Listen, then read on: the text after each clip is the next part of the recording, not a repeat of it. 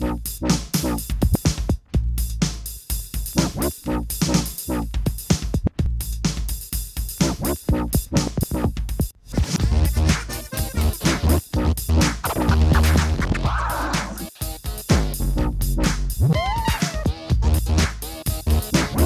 m'appelle Romain Masson, je suis membre du jury du festival Court-Métrage, je suis attaché audiovisuel. J'ai été attaché audiovisuel à Varsovie et auparavant à Beyrouth. Et avant, j'étais réalisateur au sein de Canal+ et d'Arte ou de Médecins du Monde notamment. Moi, c'est Ouchiche Abdenour, je viens d'Algérie. Je suis dans le jury court-métrage. Je m'occupe d'une rencontre autour du cinéma. C'est pas un festival, mais c'est une rencontre cinématographique qui existe depuis 2003 à Béjaïa en Algérie. Est-ce que le cinéma national est en train de s'estomper, laissant place au cinéma international? Enfin, moi, je viens d'un pays, d'un contexte un peu spécial. Ce genre de questions ne se pose pas réellement. Parce que je viens d'un pays où le cinéma a pratiquement disparu pendant plus de 20 ans. Je dis pratiquement, même s'il y a eu quelques tentatives de cinéma.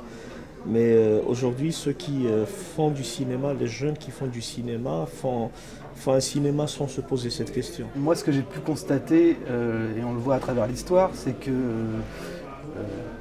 les citoyens, où qu'ils soient, ont souvent un besoin et un désir de se voir à travers le cinéma, de voir leur histoire, de voir les problèmes contemporains qui se posent à eux, ce qui n'exclut pas d'autres cinémas venus d'ailleurs, mais on peut remarquer que c'est comme ça qu'est né d'ailleurs le téléfilm aux États-Unis, c'est que c'était un besoin d'exprimer à l'époque des problèmes sociaux qui se posaient à la population. La jonction entre faire un film et faire du cinéma, elle est vraiment très difficile à mettre en place. C'est vraiment le défi des personnes qui, un peu comme moi, voudraient installer une certaine tradition de cinéma. Il y a des films qui arrivent, il y a des courts-métrages qui arrivent, il y en a beaucoup par rapport à une période où il n'y en avait pratiquement plus. Mais maintenant, il faudrait passer à une autre étape qui est de faire réellement du cinéma.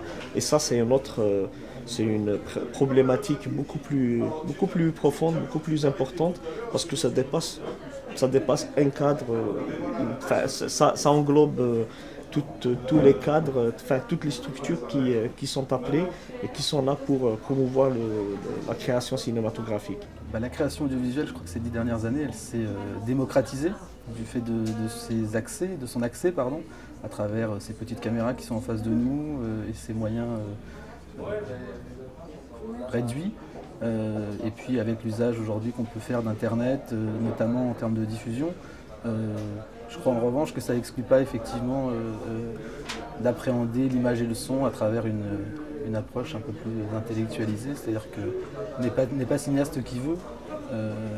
Après, il y a des nouvelles formes qui surgissent, qui sont encore balbutiantes et à l'état expérimental, mais je pense notamment aujourd'hui à quelque chose dont on parle beaucoup, qui est le web documentaire, dont les formes sont aujourd'hui vraiment à leur balbutiement, mais qui, je pense, donneront dans l'avenir des choses vraisemblablement intéressantes. C'est de faire des films.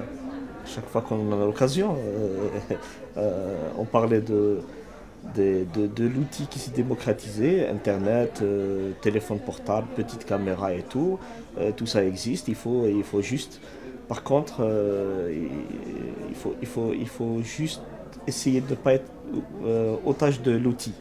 Après, bon, c'est vrai qu'on peut avoir toutes les caméras du monde, aussi sophistiquées soient-elles, les portables et tout, mais il ne faut pas oublier que c'est l'homme avec un grand H qui est derrière cet outil, et c'est lui qui prime.